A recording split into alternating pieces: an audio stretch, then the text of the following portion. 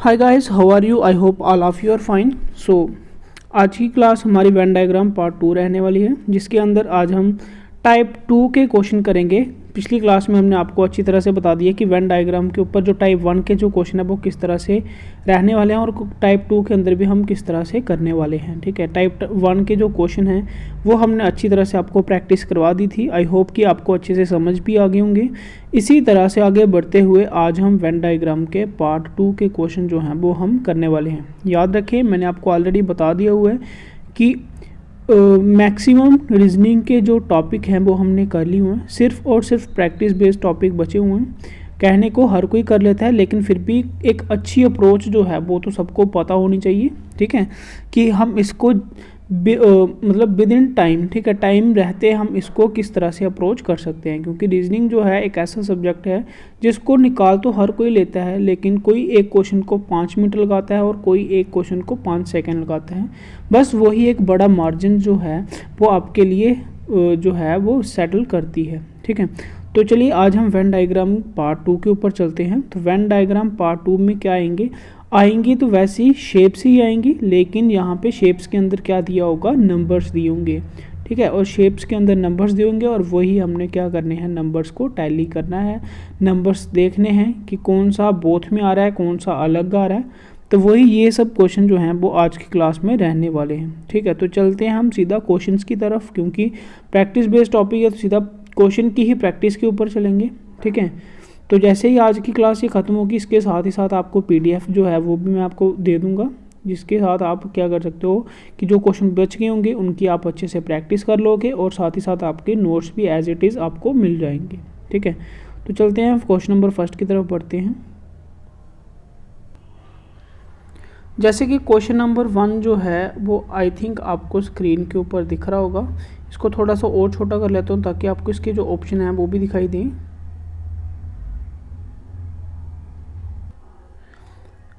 अब आपको अच्छे से क्वेश्चन दिख रहा होगा। ठीक है, अगर आपको फेंट भी दिख रहा होगा फिर भी मैं आपको यहाँ पे पहले बोल के बताऊंगा। तो क्वेश्चन जो है, फ्रेम क्वेश्चन का जो है वो तो आपको ऑलरेडी दिख रहा होगा कि किस तरह से ये क्वेश्चन आपसे पूछे जाते हैं।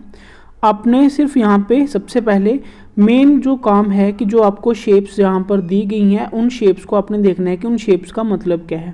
जैसे यहाँ पे आप देखोगे रेक्टेंगल का मतलब क्या लिखा हुआ है, एजुकेटेड लिखा हुआ है।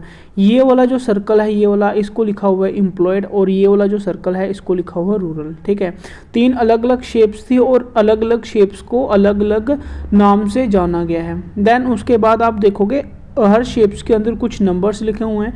नंबर्स यानी कि जो शेप्स के अंदर नंबर हैं वो उसी वर्ड को या उसी जो भी उस शेप का नाम दिया उसको जो है वो रिप्रेजेंट कर रहे होंगे।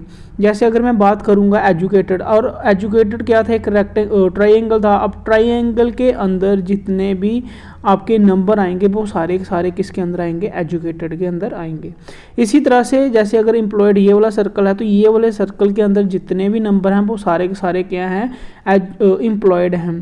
फिर उसके बाद ये वाले सर्कल के अंदर जितने भी नंबर हैं वो सारे के सारे क्या हैं, रूरल है। तो बस इसी के अकॉर्डिंग एक क्वेश्चन पूछा जाएगा और वही क्वेश्चन जो है आपको बताना है। ठीक है, तो देखें फिर से यहाँ पे लिखा हुआ है कि ट्राइंगल जो है वो एजुकेटेड है, ये वाला सर्कल एम्प्लॉयड है और ये वाला सर्कल क्या है, रूरल है। आपसे क्वेश्चन जो है वो ऊपर पूछा गया है। यहाँ तो कभी कभी क्या होता है कि ये जो आपको शेप्स है इसके नाम इस तरह से नहीं लिखे होते हैं, ऊपर क्वेश्चन में रिप्रेजेंट किए होते हैं। किस तरह से लिख सकता है कि इफ़ ट्राइंगल रिप्रेजेंट एजुकेटेड। ठीक है, ये फिर उसके बाद दोनों सर्कल नहीं आएंगे, एक सर्कल आ जाएगी कि सर्कल रिप्रेजेंट एम्प्लॉयड हो सकता है, दूसरे सर्कल की जगह रेक्टेंगल हो तो रेक्टेंगल रिप्रेजेंट जो है वो रूरल। इस तरह से जो पहले आपको स्टेटमेंट है वो दिखे, देन उसके बाद आपसे क्वेश्चन पूछा जाए, जो कि यहाँ पर क्वेश्चन पूछा गया है। क्वेश्चन क्या पूछा है, how many educated people are employed, कि कितने एजुकेटेड पीपल जो हैं वो एम्प्लॉयड हैं। अब यहाँ पे आप देखोगे सबसे पहली बात, पीपल का तो कहीं नामो निशान नहीं है ना। इसका मतलब पीपल यहाँ पे जो है वो नंबर रिप्रेजेंट कर रहा है, यानी कि यहाँ पे जो नंबर दिए हैं ये क्या हैं, पीपल्स हैं। 16 पीपल हैं, 22, 34, ये सारे क्या हैं, पीपल रिप्रेजेंट कर रहे हैं। अब यहाँ पे क्वेश्चन ये है कि कितने एजुकेटेड जो पीपल हैं वो क्या हैं, एम्प्लॉयड हैं। ठीक है। कितने एजुकेटेड पीपल जो हैं वो एम्प्लॉयड हैं, यानी कि अगर मैं पीपल ना लिख के नंबर लिखूं कि ऐसे कितने एजुकेटेड नंबर जो हैं वो एम्प्लॉयड भी हैं, इसका मतलब क्या है कि वो दोनों एजुकेटेड भी होने चाहिए और एम्प्लॉयड भी होने चाहिए। ऐसे कितने नंबर हैं जो एजुकेटेड और एम्प्लॉयड दोनों हैं, ठीक है। अब एजुकेटेड और एम्प्लॉयर को मैं हटा के अगर देखूं, एजुकेटेड को क्या था, ट्रायंगल था, और एम्प्लॉयड क्या था, ये वाला सर्कल। यानी कि इस क्वेश्चन का मतलब ये है कि ऐसे कितने नंबर हैं जो दोनों के अंदर आते हैं, जो दोनों के अंदर फॉल करते हैं। अब सबसे पहले आपकी कंफ्यूजन ये आएगी कि अगर एजुकेटेड और एम्प्लॉयड के बीच में पूछा हुआ है, क्या उसमें ये वाले सर्कल का बीच में रोल आएगा, क्या ये वाले सर्कल में आने वाले नंबर भी काउंट किए जाएंगे।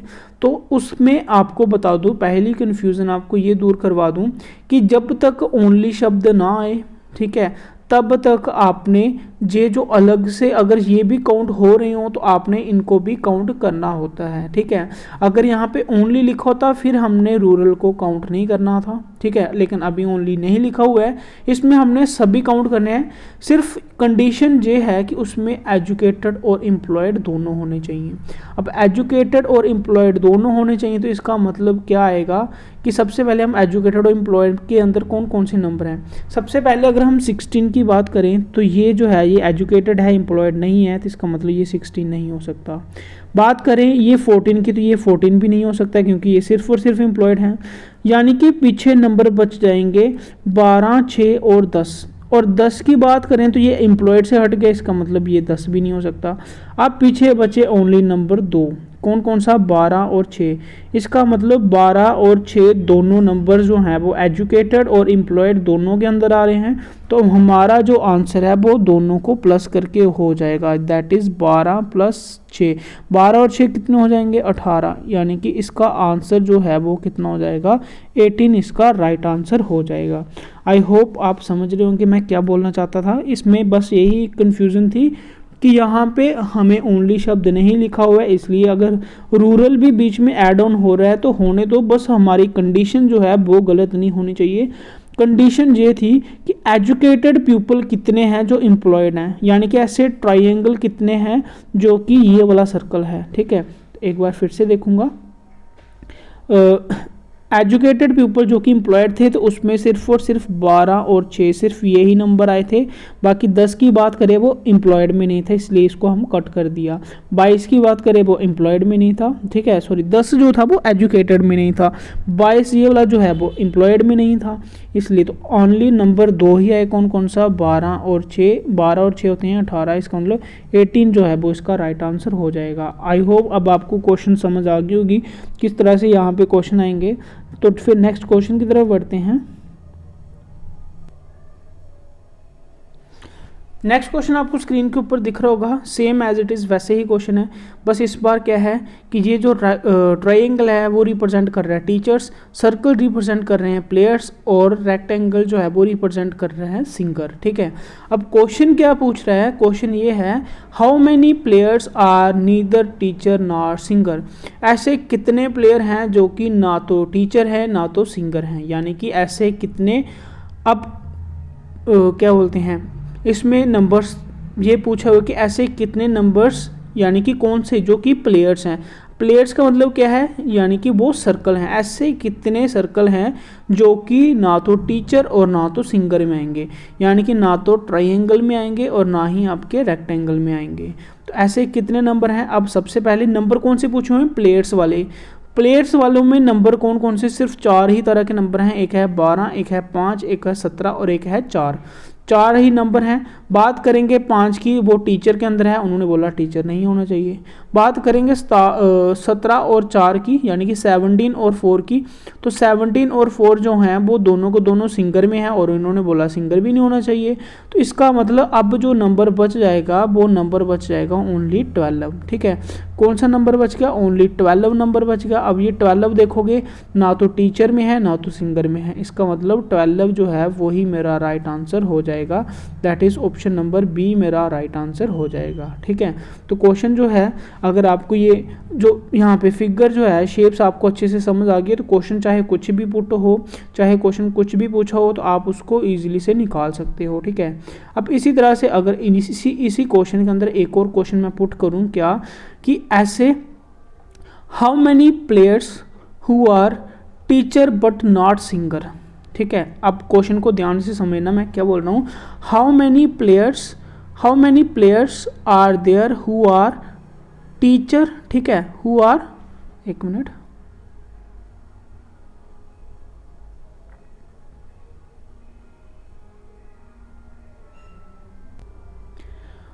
क्वेश्चन क्या था, हाउ मैनी प्लेयर्स, ठीक है, प्लेयर्स ऐसे, तो क्वेश्चन मैं ये पुट कर रहा हूँ कि ऐसे प्लेयर्स जो कि क्या हैं, जो कि टीचर्स हैं बट क्या नहीं है, बट सिंगर नहीं है, बट क्या नहीं है, सिंगर नहीं है। तो हम यहाँ से वही पुट करेंगे कि ऐसा क्या पूछ रहा है कि ऐसे सर्कल वाले कितने हैं, जो कि क्या बोलते हैं, ट्राइंगल तो हैं बट रेक्टेंगल नहीं है। तो अब हम वही नंबर्स देख लेंगे। अब देखेंगे अगर यहाँ पे 12 की बात करेंगे तो वो टीचर में नहीं आएगा, अब इसमें 12 भी नहीं इंक्लूड होगा। फिर अगर हम बात करेंगे कौन सा नंबर आएगा, फिर ओनली एक ही नंबर बच जाता है, दैट इज़ कौन सा, दैट इज़ नंबर 5। तो फिर उस हिसाब से हमारा आंसर जो है वो 5 हो जाएगा। ठीक है, क्योंकि उन्होंने बोला था कि प्लेयर्स जो कि टीचर होने चाहिए, ये नहीं है कि यहाँ तो हों, बोला टीचर होने चाहिए बट सिंगर नहीं होना चाहिए। तो फिर उस हिसाब से आपका आंसर क्या हो जाएगा, आंसर 5 हो जाएगा। आई होप आप अच्छे से समझ गए होंगे। अगर मैं बात करूं, एक और क्वेश्चन यहाँ पे मैं पुट करूँगा, अगर मैं बात करूं कि यहाँ पे ऐसे कितने प्लेयर्स हैं जो कि टीचर भी हैं और सिंगर्स भी हैं, क्वेश्चन क्या आएगा, how many players are there who are both teacher and singer. Question इस तरह से आएगा। तो अब यहाँ पे क्या पूछा हुआ, तीनों चीज़ें, कि ऐसे कितने नंबर हैं जो तीनों चीज़ें हैं। तो तीनों चीज़ों में नंबर आने वाले की अगर मैं बात करूँ, अगर मैं 9 की बात करूँ वो प्लेयर में नहीं आएगा, 17 की बात करूँ तो वो टीचर में नहीं आएगा। इसका मतलब एक ही नंबर है, दैट इज़ नंबर 4। फिर आंसर आपका नंबर 4 हो जाएगा। तो यहाँ पे अलग अलग तरह के क्वेश्चन पूछे जा सकते हैं। यहाँ पे एक ही क्वेश्चन में मैंने आपको 3-4 क्वेश्चन बता दिए। ठीक है, प्रैक्टिस 3 क्वेश्चन की होगी, निकले आपके 1 क्वेश्चन। ठीक है, तो इस तरह से हम और भी क्वेश्चन देखते हैं। क्वेश्चन नेक्स्ट की तरफ बढ़ते हैं।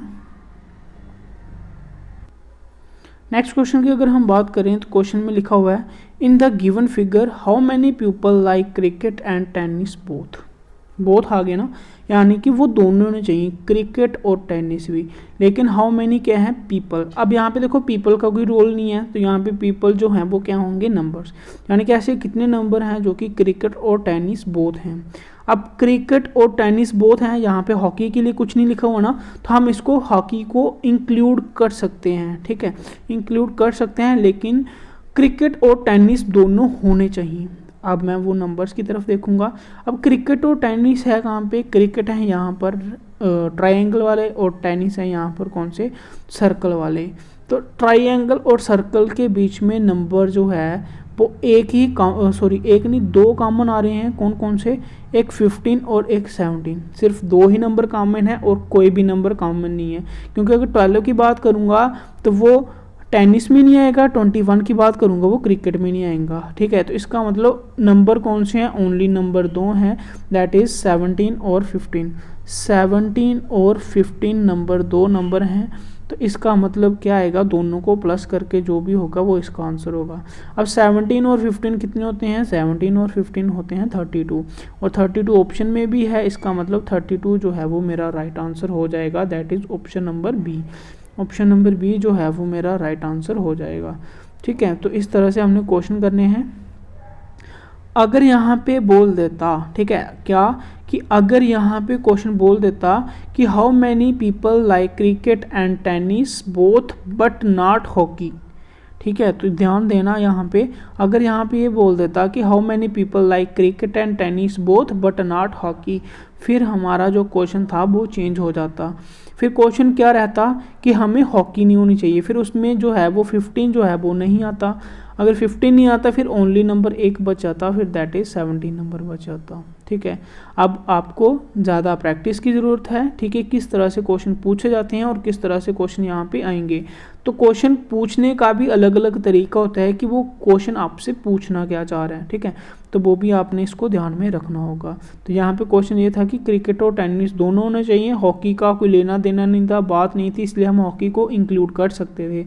लेकिन अगर ये बोला जाता कि हॉकी नहीं होना चाहिए, या फिर यहाँ पे लिखा जाता कि how many people like cricket and tennis both only, इस तरह से लिखा जाता, ठीक है, बोथ ओनली लिखा जाता, यानी कि अगर बीच में ओनली शब्द आ जाता फिर भी हम हॉकी को इंक्लूड नहीं करते। बट यहाँ पे ना तो ओनली शब्द है ना तो हॉकी के लिए बोला गया है, तो इसलिए हम इसको इंक्लूड कर रहे हैं, ठीक है। आई होप ये क्वेश्चन भी आप अच्छे से समझ गए होंगे। फिर नेक्स्ट क्वेश्चन की तरफ बढ़ते हैं। नेक्स्ट क्वेश्चन आपको आपकी स्क्रीन के ऊपर दिख रहा होगा। क्वेश्चन है in the given figure how many books are fiction, कितनी बुक्स जो हैं वो फिक्शन में हैं। अब फिक्शन में है तो क्वेश्चन में है क्या कि जो ट्रायंगल है वो प्रिंटेड है, सर्कल जो है वो बुक्स है और रेक्टेंगल जो है वो फिक्शन है। तो क्वेश्चन ये है कि हाउ मैनी बुक्स, यानी कि ऐसी कितनी बुक्स जो हैं वो फिक्शन में हैं। तो बुक्स ये हैं, ऐसे कितने सर्कल जो कि किस में है, रेक्टेंगल में है। तो ऐसे कितने नंबर जो कि किस में है, रेक्टेंगल में है। तो सर्कल रेक्टेंगल में सिर्फ 2 ही नंबर हैं, इसके अलावा और कोई भी नहीं है, यानी कि हमारा जो आंसर रहेगा वो दोनों को प्लस करके आएगा। तो होते कितने हैं, 23 और 18, 23 और 18 नंबर होते हैं 41, ठीक है। तो 41 नंबर होते हैं, इसका मतलब मेरा जो आंसर होगा वो 41 इसका राइट आंसर हो जाएगा। क्योंकि यहाँ पर भी क्या है, ना तो यहाँ पे लिखा हुआ है ओनली और ना ही यहाँ पे बोला हुआ है कि प्रिंटेड नहीं होने चाहिए। उन्होंने बुक्स और फिक्शन के लिए बोला था, तो बुक्स और फिक्शन में दोनों नंबर आ रहे हैं, 23 भी आ रहा है 18 भी आ रहा है। इसका मतलब आंसर मेरा क्या हो जाएगा, 41 मेरा आंसर हो जाएगा। अगर यहाँ पे इस तरह से लिखा होता कि how many books are fictions only, फिर आंसर क्या होता, अगर बोला जाता how many books are fiction only, फिर मेरा आंसर हो जाता 18। बट ऐसा उन्होंने पूछा नहीं है। अगर यहाँ पे क्वेश्चन पूछा जाता कि how many books are fiction and printed, ठीक है, या फिर how many printed books are fiction, इस तरह से पूछा था how many printed books are fiction, then फिर मेरा आंसर क्या आ जाता, फिर मेरा आंसर आ जाता 23। बट ऐसे क्वेश्चन उन्होंने पूछे नहीं, आपसे क्वेश्चन यही पूछा था कि how many books are fiction, आपका आंसर जो है वो आ गया आपका 41। आई होप ये क्वेश्चन भी आप अच्छे से समझ गए होंगे और अब आपको पता चल गया होगा कि ये क्वेश्चंस जो हैं वो किस तरह से निकलेंगे। इसी तरह से 3-4 क्वेश्चन जो हैं वो और भी इस PDF के अंदर मैंने यहाँ पे डाले हुए हैं, उसकी आपने प्रैक्टिस करनी है। और ये प्रैक्टिस करने के बाद आप आगे पीछे से और भी कहीं से अगर आपको प्रैक्टिस क्वेश्चन मिलते हैं तो वहाँ से भी आप प्रैक्टिस कर सकते हो, ठीक है। देन अगर आपसे कोई मुश्किल आ रही है, निकालने में कन्फ्यूज़न हो रही है, तो वो हम आपको करवाएंगे, ठीक है। आप मुझे व्हाट्सएप कर सकते हो, मैं आपको वहाँ पे उसके सोल्यूशन जो हैं वो आपको बता दूँगा, ठीक है। तो फिर कैसी लगी क्लास हमें कमेंट सेक्शन में ज़रूर बताएं। मिलते हैं आपको नेक्स्ट क्लास में, तब तक के लिए bye bye, take care and God bless you.